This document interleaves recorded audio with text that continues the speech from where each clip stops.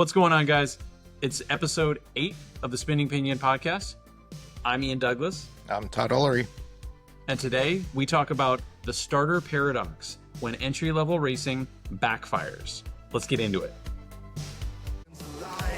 Victory's calling, it's racing time. The spinning pinion takes the crown.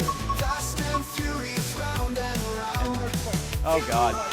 The speed's dominion. Welcome to the world of the spinning pinion.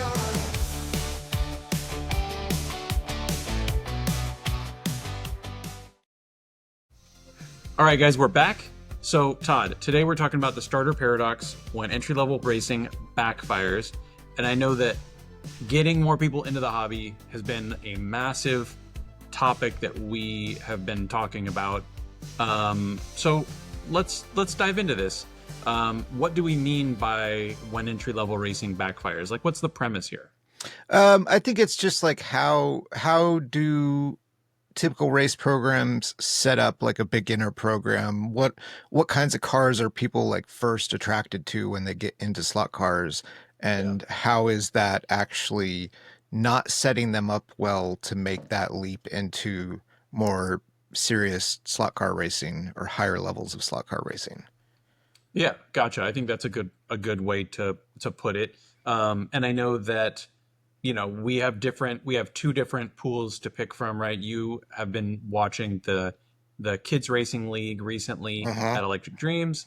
And, you know, I have Motown and we have, you know, Northern California racing here. And then I also am aware of like what, you know, I've talked to Jeff Sensky from Houston and he's had experience with their racing program. So I think it seems like a lot of the time for a lot of starter programs, what they're doing is they're racing box stock cars and they are racing box stock magnet cars, right? Yeah. Yeah, I think that's more common to have magnetic traction in beginner cars, or just have them be like really, really restricted as far as like what you can do, even down to like changing tires, right? Yeah.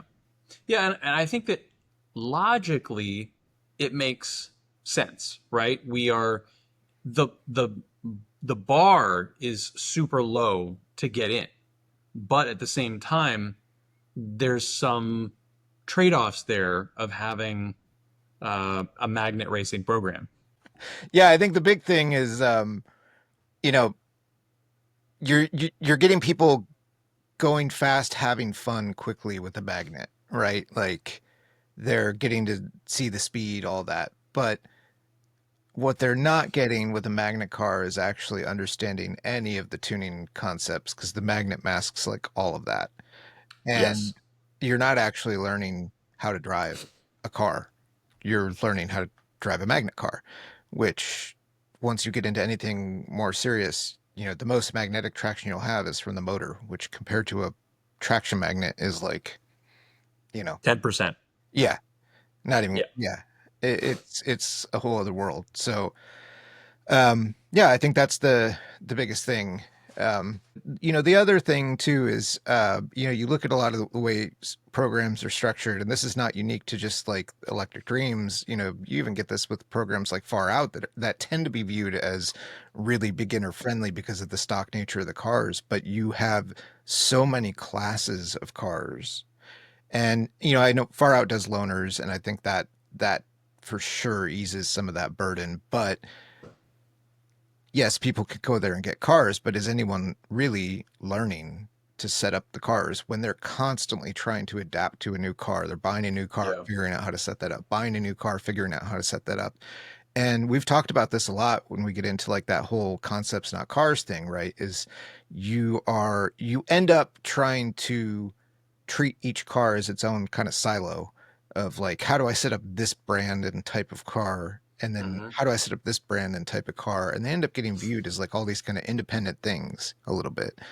And what I think we fail to teach in a lot of beginner programs is just that overall like concept of tuning a car. Like what happens when I tighten up the pod?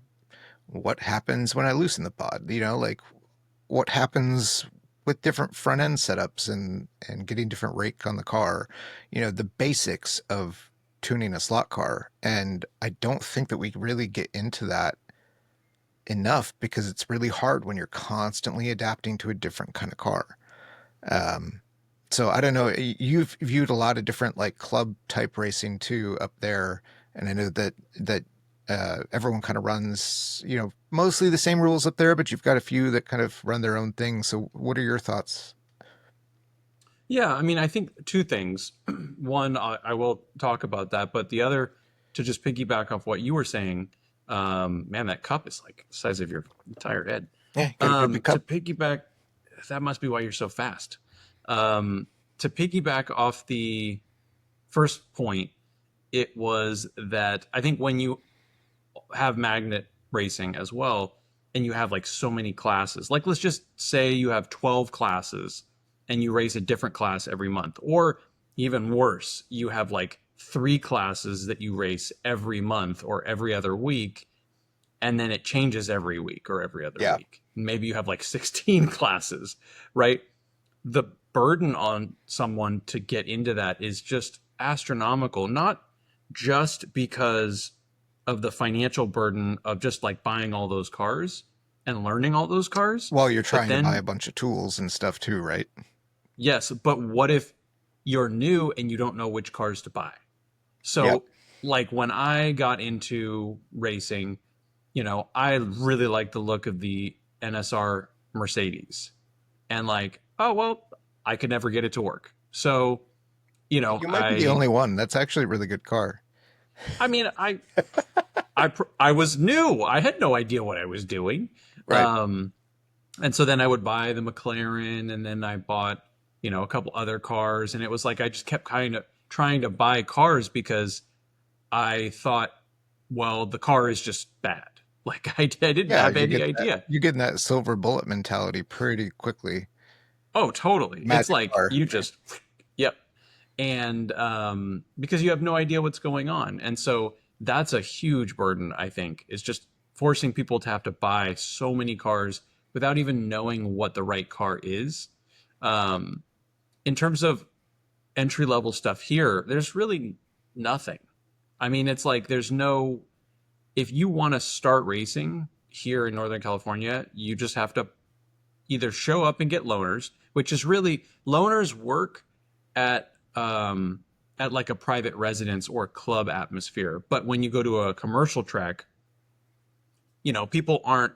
You don't just show up and then people are like, "Here's a loaner."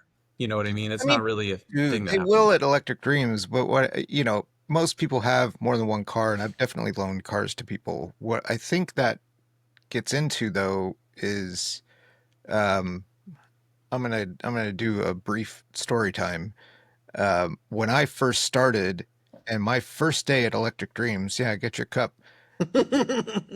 I, it was the first time I met a lot of people, but it was also the first time I met Rick Jockum, and he was super helpful to me and kind of like explaining stuff and also just showing me like one or two of his cars. In fact, he gave me a car. He's like, "Here, take this apart, see how it works." And so I did. Like I tried to like replicate that setup on mine. I spent like the whole day back and forth trying to wrench on things. And at one point he says, "Take that home. You race it tomorrow. Like take it home, look at it, and see how it works. Like you can race that tomorrow." And Little did you know it was Walt's car. but the point of it is what I said to him, and I still like this is one of those things where I think back on and I'm like, I'm really glad this is my answer, and I think this should be everyone's attitude. And I told him, if I do that, then I won't know why and I won't learn. If I just race a car that you gave me that you set up, I can look at it, but I don't know what I'm looking at yet. Like I won't Yeah. know why it works. I won't ever figure that out. And I think that's where like the loaner car thing is great because it gets people into racing, but it doesn't help them to go further down the path, right? And without understanding the whys of why things work, it's how I think you get into that magic car thing where this just works. I don't know why, it just works, and I'm afraid to touch it. And that's where people, I think, it stunts their growth and they don't move beyond that then. And there's really no platform for that to happen in a lot of programs where people are not truly learning the concepts. So anyway, I kind of interrupted your thought. That's okay. I have no idea what my thought is anymore. But yeah, I think that the loner thing, as much as had Rick seen you there before, or was this like This is literally the literally first my time? first day going to Electric Dreams. Wow. Well, my first day going there, like to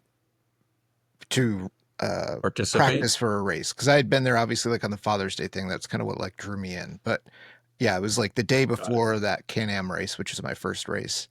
Um, so yeah, it was Got it. everyone was there tuning cars and trying to get things ready. So it was like information overload basically. Yeah, but you were there with your controller. I mean, it was clear that you were a new racer, right? Yeah, exactly. Okay. Yeah, understood. But to that point, I mean, I guess I understand that type of situation. It's still super generous of him to do that. Um, but in terms of that whole system, I mean that kind of further proves our point that like the first race you were there, you were racing against Rick, right? Yeah, You basically exactly. were you were walking in, and there was no real feeder program to get your feet wet Well, and to and start. there was, and I actually, this is probably part of it's just my personality, right? Oh, you went straight in. Like I will seek out like all this information, right? And kind of get to the point where I'm showing up and I already like kind of know, like I already had my DeFalco and like I knew I had the stuff. I didn't have all the knowledge. I had the stuff Sure. to get ready to race. So there was a beginner program. There what I think they called the Oh, AM. yeah, Yeah. which Like was Can-Am magnet Light cars and though. So it was like yeah. fly cars and I think for GT it was like Scalextric and Carrera and all that. And I think also Carrera for Can-Am. So originally I bought a Carrera Can-Am intending to race the AM class. And pretty quickly I was like, okay, this is not like I was really drawn to the tunability of the other stuff, the pro class stuff. And I'm like, Hmm. I'm just gonna jump into it and we'll figure it out. But not, everyone's not um that willing to dive into that, right? And you know, uh I don't think it sets people up well to dive into it. I've watched how that program, people who ran that program, and it was usually very few because most people just wanted to dive into like regular non-magnet slot cars. That's what they see everyone else racing, right? But then Yeah. when people did race that, it was just so wildly different from what we were racing because it's a magnet car. This was when Magna Braid was on the track, obviously. So, you're not learning the intricacies of driving a non-magnet car. You're not learning braking and braking late and rolling the Yeah. car out of the turn and all that. Like it's just not a thing. Yeah. Because you've got all that magnetic traction. So yeah, I just don't. It wasn't very quickly for me. It was like, okay, this isn't what I like. Has attracted me to slot car racing. I chose to race the pro class, as they put it, which was basically everybody. Yeah, and I think it actually leads into the point that is really critical to this, which is that like there's no way to take a fly car and then say, okay, now I'm gonna race expert, and then they're basically gonna say, cool, take that fly car, put it back on a shelf, throw Yeah, away every single thing that you learned, and you're gonna start over, yeah, and right? that's essentially again. And I'm not intending this to pick on that program because I don't think it's unique to Electric Dreams at all. Like I think a lot of programs have entry programs that are like this, Yeah, and it's totally. not a car that you're going to then develop with, right? You're going to exactly like you said, you're going to get to the next, level of whatever that program is, and that car is going to go on a shelf because the fly cars are just not they're not made to do that. Even if you throw like a 3D printed chassis under a fly car, the body's still like insanely heavy. It's just you would never Yeah. develop with that car. They're beautiful cars. Don't like not going to put down fly. They're fantastic looking, but for like high level racing, that's not what you would. Uh, Yeah, I secretly kind of wish that we raced fly, but at the same time, I don't want to work on them because they're yeah, terrible. Like I've talked about racing like the Euro trucks and stuff like that. It'd be so much fun. I that would would love be to fun. just, I know Brandon's really wanted to get a truck program going, but yeah, it'd anyway, be so cool. we digress.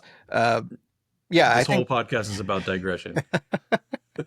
so. Why don't we get into a little bit of like what we kind of think a beginner program should look like? Because you and I have had a lot of conversations about this and Yeah. what we think would really get people set on a good foundation. So why don't you dive into that a bit? Okay. Well, I think the first there's um a couple different paradigms. Maybe that's not the right word, but there's a couple different like ideas that we have that we're building on here. And the first one is that the car should be something that you can expand upon. It should definitely be a car that can be updated, can be modified to fit into a higher class, and can grow with you. I think that's like a really critical part to any beginner program is just to have a car that I don't have to buy like 6 cars in order to be an amateur and then go up into the expert class. Um, Yeah. And I think that's a major also part a of it. car that is like naturally pretty good, right? Yeah. One that is not going to need a ton of tweaking to get, to where it drives really great. And I think there's no shortage of cars out there that are like that, where they're pretty good with very little done to them. Yeah. So like the Mosler, like an NSR Mosler, NSR C8R, or McLaren, Yeah. right? Something like that. hmm Yeah, those were kind of the ones when I was thinking through this, like, uh, because I do think the NSR cars are one of those where there's just not as many things to tweak. They're just kind of Yeah. great, right? And the things that you are tweaking are the core things of tuning a slot car, right? Pod, front end, like that's the stuff that you're tweaking. And that's what you really need to learn when you come into it. Yeah, totally. So the second component of the beginner program paradigm would be that it should have a very, very restrictive set of rules just to simplify it, right? So that, Yeah. if I come into the store, they say, hey, this is our beginner program. Here's a list of all the parts you need. Everyone runs this. Yep. And those parts are that list of parts is a list of parts that's curated specifically to work well, right? It's not like if it's an NSR car, you need to run the NSR guide or the gear or whatever. It's like you designed this class to work well on the track that you're racing at. Yeah. Yeah. And I think you could design that easily with parts that don't need any kind of tweaking to fit, right? Like thinking about guides, which the NSR guide is very good. So I think in that case you could run that guide. But there are some guides where the stem's maybe a little bit too tight for the guide tongue. You wouldn't pick stuff like that. Things that you just know are Yep. going to be kind of plug and play, bolted in, easy to get set up, also easy to kind of learn how to set up, right? Um, because again, you want people to focus on the fundamentals of setting up a slot car, and they Yeah. can get to that other stuff as they continue to grow, right? Yep. By Yeah. watching And things like this podcast. hey, shout out. If they ever find it. Yeah. So, and then the third component is for it to be like vastly underpowered, right? Like Yeah. here in Northern California, Mike, who owns Silicon City Speedway, we run at either 10 or 10 and a half volts, and it just like calms everything down. And so there's kind of two aspects here, right? Like I know at the kids race last week at Electric Dreams, they turned the voltage down, I which think you they could talk ran. about. Yeah. Yeah. Finish your Um, thought and we'll talk about that. But Yeah, or you could run like a slow motor, like we were talking about a 12K or a 15K motor, something that is really manageable for newer people. I think that's a really big part of it is just getting the car to, naturally be easier to work on, easier to drive, be fun still. But at the moment they say, hey, I want to join the big boys, like they just pop a new motor in, maybe they do some new tires, and they're good to go. They don't even yeah. probably need to do tires. And that's one of the things too, when we've talked about this in the past, like using one of just the NSR GT cars, right? They come with the motor that we race in our GT class, and I think you guys also do. Mhm. So as part of your beginner package, right, just include the Baby King, which is a 17K motor. And run that for the beginner program. You've already got the motor that you're going to step up to in the next class if you decide to bump up, but you've got a motor that slows the car down, lets you focus on driving it. Um, and maybe you combine that, or maybe it is just you turn the power down for that class. It really depends, I think, on the track and how easy that is to do. Um, but I think the concept of just getting them slower so they're learning driving fundamentals over learning to deal with the speed. Yeah. Um, I think that's just a better platform. And I think the cool thing about this is that because the rules would be so spec, I think I could see a store using like an NSR C8 test car. Like let's say it's blue or orange or red or whatever, and they can put some numbers on it and they true some tires. They glue and true the tires, put that 70K motor in there, put the guide in there, and lo and behold, you have a built ready novice or sportsman car, right? And so it doesn't break the bank. You could probably sell those for, $80, $100, just basically just above what like a standard one would be. And you could say, you can take this out today and run this sportsman class. And I think that's the biggest issue right now. Well, not the biggest issue, but what's one of the contributing factors is that, like, again, like we've talked about, no one's building race ready cars. And so if you reduce the components down and everyone has to run the same thing, then you create a really good recipe for stores just making money off of that stuff and getting people involved. Well, and also Rather than getting people hyped from the get-go, right? Like, yeah, you can yeah, come in and see slot car racing and be like, oh, I really want to do this. But the steps to getting there currently for 32 are, a few trips, right? It's okay, I really want to do this, but there's nothing available for me to do this today. So I've got to buy these things, and then I've got to do a whole lot of figuring out and probably come yep, back a bunch of times and have some frustrating moments. And, while all of that's good, I think there's learning that happens in there, right? You're kind of like forced to delay, like getting to oh, this racing's really fun. This is what I want to invest my time in, right? Like, not a lot of people are going to push through that first part without even knowing that the experience itself is fun. I mean, that's a really important piece to also consider, right? Is that like we, as a culture or a group of hobbyists, we only accept one direction on this path. We are like, yes, you need to buy in and you need to buy these 12 cars and this $300 controller and go, versus like just accepting the fact that not everyone's going to want to continue and making sure that the barrier to entry to try it is actually more affordable and attainable, Yeah. right? Because, I might decide that I want to try bowling. And I don't know why I chose bowling. So, sorry to what. I might try bowling, and I might need to invest in a ball and invest in shoes and invest in, some lessons and stuff. And I may find that like, this isn't for me. And I'm not about to buy, $1,000 ball and, a $300 pair of shoes. I'm going to want something that's like affordable enough and comfortable enough for me to say, if I don't like this, I can either sell this or I can take this as a loss. And I think for slot cars, like we don't have that at all. We're like, you know, even RC does a better job because RC has ready to run cars Yeah. that are like $200 with the transmitter, good to go. Slot cars doesn't have that. We have nothing like that. Well, and to your point, right, you can see kind of the attraction of having your beginner class be magnet cars for that reason, right? Because a magnet car you can take out of the box and put on the track and run. I mean, it might not be as good as a magnet car can be, but it's going to run and run okay. But the failure there, right, is that it doesn't set up that next step.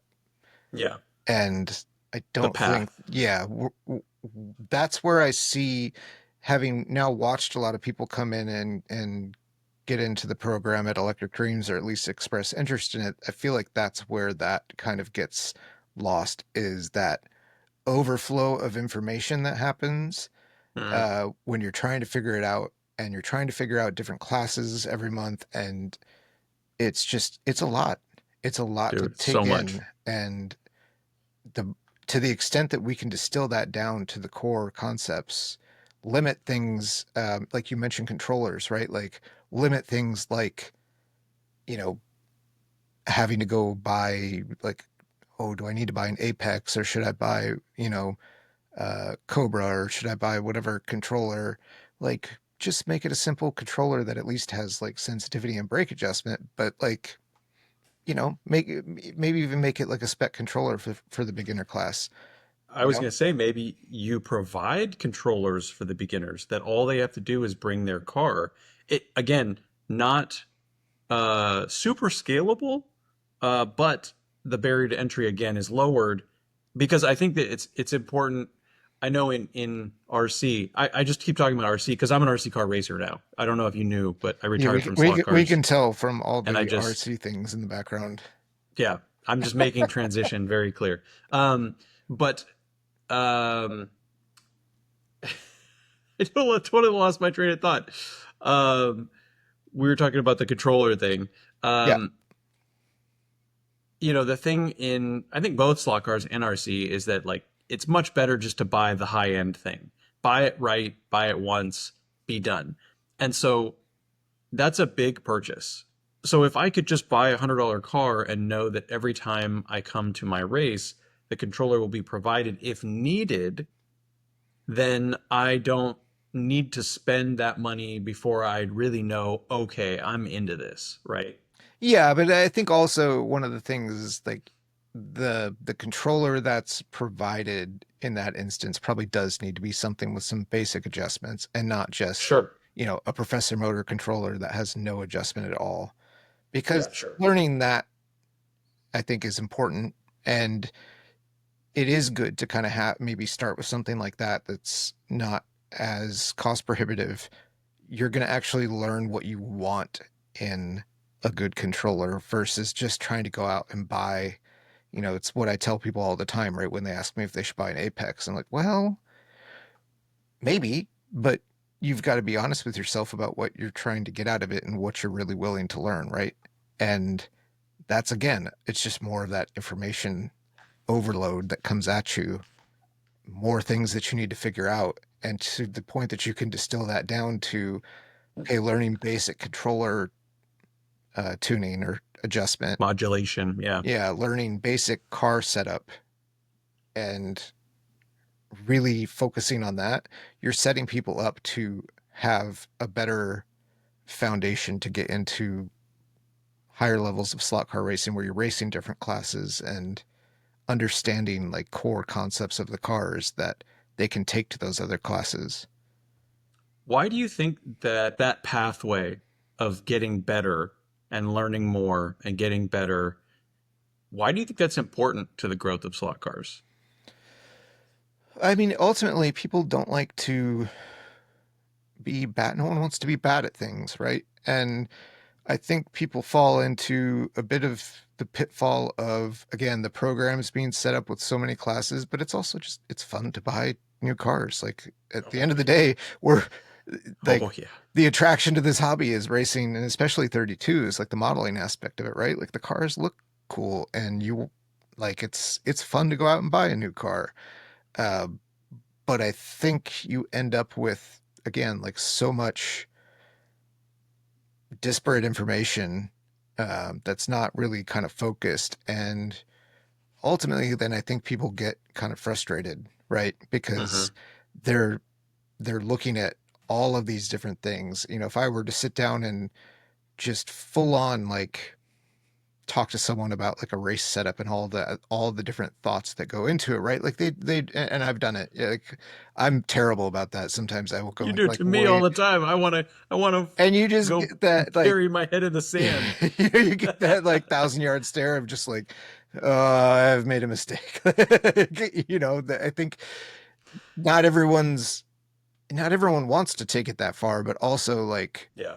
I take the core concepts as like a given, and they're not, right? They're not a given for a lot of people. And Like, again, it's part of the reason that we're doing this podcast. It's part of the reason why we're having this discussion is I think that that part needs to be for at the forefront of getting into slot cars is learning core concepts of how you make a slot car Mhm. drive well. How do you drive it well? Like, and then building on that because it's going to set you up for a more stable growth than if you just try to like dive in and buy a bunch of cars and race a bunch of classes.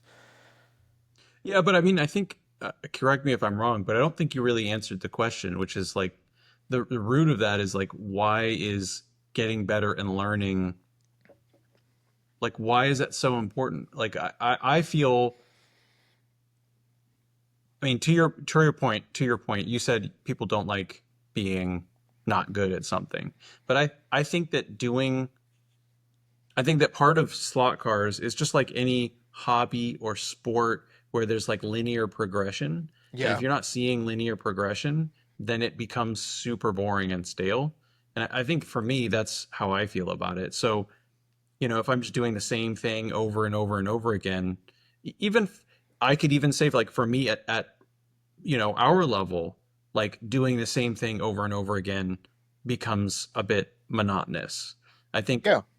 having having that growth to me is a really big part of what keeps people coming back. It deepens your relationship with the hobby or the sport versus you know versus just like doing the same thing over and over again. Which I think that if you're racing, um, if you're racing a magnet car as a beginner, I think that it could lead you into that stagnation sort of state.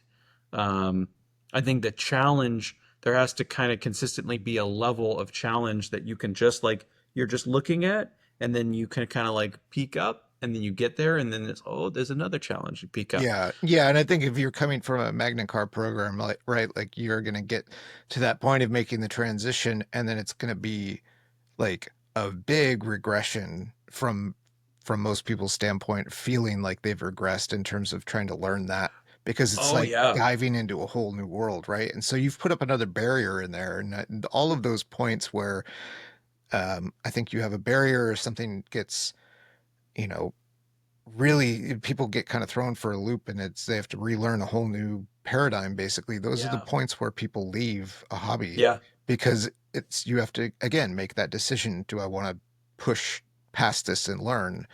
And if you set people up to have that be a gradual step up along the way, they've learned the core concepts. A lot of the things that they learn in higher level racing, it's all building on that. Those things are still there.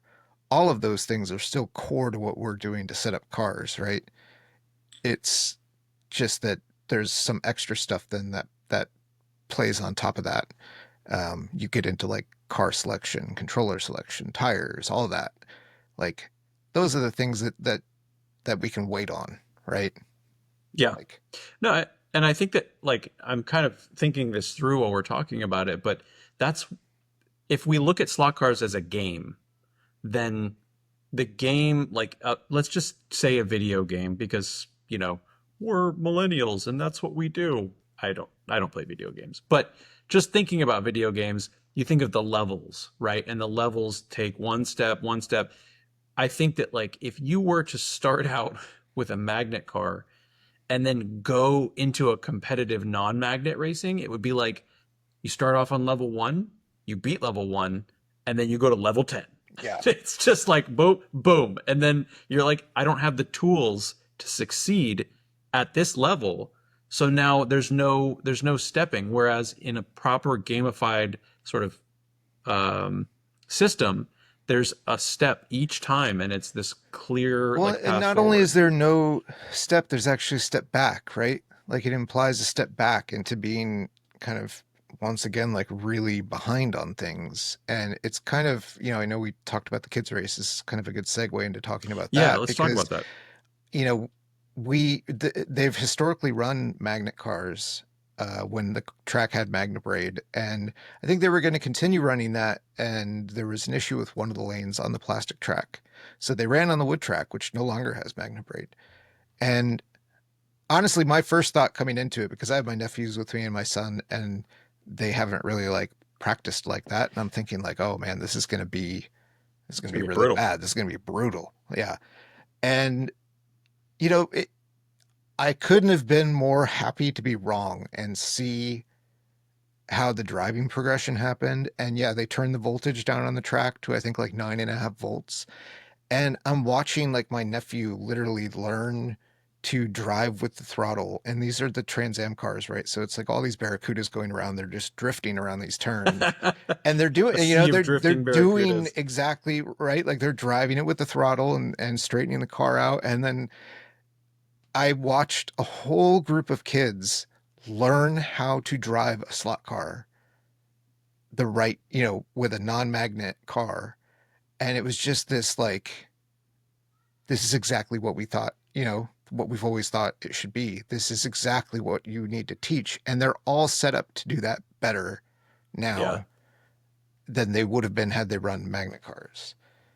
I want to interrupt because I just had the realization that like I can't tell you how much I would love to watch that and have Carlos or Mark commentate on that.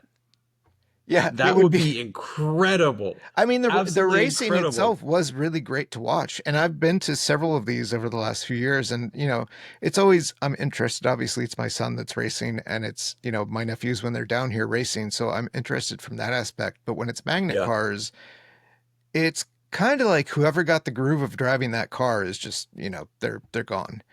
Um, and with these, it was really like there was a lot of back and forth. If someone would get in a groove, but just like real racing, they come off, they lose a bit of that groove, and someone's catching up. And Yep. it really was shocking to me, even though I've had this opinion of this is what beginner programs should be. It was shocking to me watching that happen. And I'm like, oh my God, this is exactly like they're learning this and picking it Super up. cool. And the way that, I didn't expect all of those kids because some of them are very young. My son's only 7, and watching them pick that up and adjust to it and not just drive the cars into the wall. And, it was super cool. And I think they all had more fun racing. The racing itself was more exciting, and Yeah. it was just all around really, really great. And I'd love to see more stuff like that because I guarantee you I give all agree. of those kids a car that we would drive at like Slotted Nats or, uh, you know, whatever it may be, and they'd be able to pick it up and drive it just fine now. Speaking of the little champion Yeah. upstairs. That's actually kids But playing outside, not even my own oh, son. is it? Okay. Yeah. Um, but no, I totally agree with you. It made me so happy to hear, when you were telling me about that. And I think to my earlier point, not to just harp on this, because I think it would be so cool if like how much would Nico love to like go back and watch his race on YouTube, Oh yeah. right? How Yeah, much he'd would probably that love it. invigorate him? So, I'm putting the pressure on it. We don't normally put the pressure on him, but I'm putting the pressure on Carlos and Marco to broadcast those league races because I think it would be absolutely gold. I think it would be incredible. Yeah, I agree. You have to live with this. You have to live with the repercussions of my challenge here. I get to just I don't have to go there all the time. Um, yeah, Well, so that's a I good. totally agree. I think that's a good ending point on that topic. We have some other. You're like I have to go hide now. No, not at all. Yeah, so Let's we have our first let's reader's do some ride. readers rides, right? Yeah, so I'm going to share my screen here. So our first reader's ride comes from Jonah, No Lakers, and Jonah. Can you see my screen here? I can Yes, see. you Well, can. I don't know. Sweet. I don't know if Jonah can see your screen, but I can see your screen. Jonah, are you there? So Jonah creates these beautiful cars that are used for the Disca Racing League. They are, I believe, like super, super true scale. So they are, I forget what the Disca rules are, but they Yeah, have to be within like 2 millimeters or something like that of I think scale. so. Like it has to be in a certain aspect of scale for it to be applicable for Disco. So this is actually one of his cars. So Jonah has a brand called 201 Slot Cars. Shout out to 201 Slot Cars.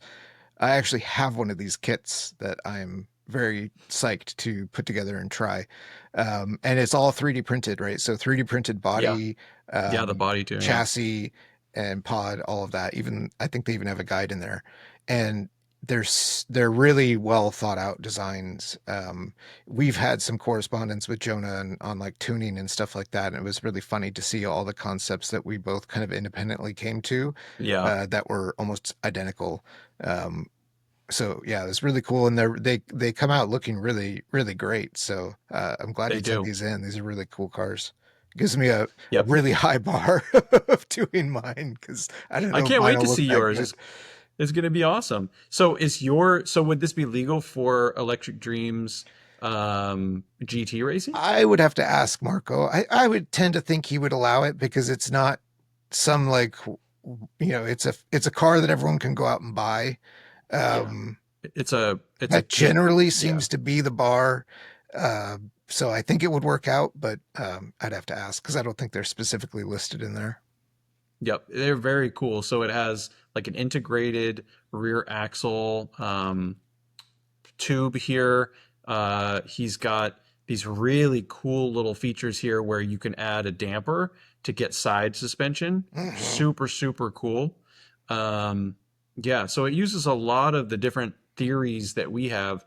And, before we had never talked to Jonah before. And these are all his concepts completely on his own. And so it's wild for me to see the concepts appear on the other side of the planet and work. And, there was no contact. So it's pretty cool. Yeah. So thank you, Jonah, for sending this in. If you want to get your car featured, on Reader's Rides, please send an email to thespinningpinion@gmail.com. And if you have a question, you can leave a comment down below, and we will be sure to add that to our viewer questions. Yeah, is there anything you want to close with, Todd? No, I think we wrapped it up. But thanks, Jonah, for sending that in. And Just before he loses his voice. yeah, I know. No, I appreciate all the people that have sent in cars and all the comments on the videos. I think it's generated a lot of really great discussion, and Yeah. we're really spoiled for questions and comments to discuss in these. So if we don't get to yours, don't be offended. Hopefully we can group enough of them together of similar types and add them to these. But really appreciate all the feedback and all the active participation in the comments on these. Yeah, it's awesome. And I think coming up, maybe not the next video, but soon enough, we're going to do an Apex video. I got to just figure out the logistics there of doing an Apex video on the controller. And then also, there's a rumor that we may review a +1 controller. There may be a chance that happens. So that's pretty exciting too.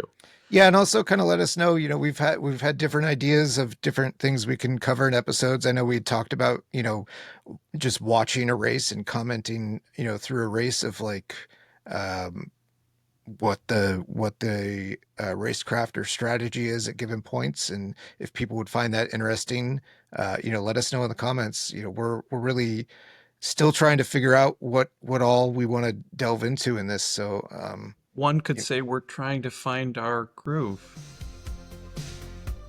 Yes, one could say that. That was a bad joke. Bad. You're not even a dad. You're not allowed to do that if you're not. I got cats, man. Oh, okay. My cat dad. All right. Please don't forget to like and subscribe. We will be out with a new video next week again. So we're back on schedule now that Todd has slept for a month and is coming out of hibernation. And we'll catch you guys on the next one. See you guys. See ya. And then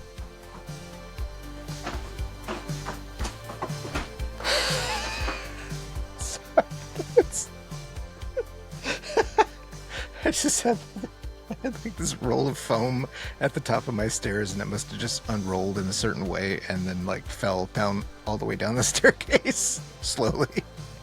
Okay. Cool. Anyway. I'm just clapping all the time. Yeah, it's all just work that you have to do, right? Like, When entry-level racing backfires, we're going to talk about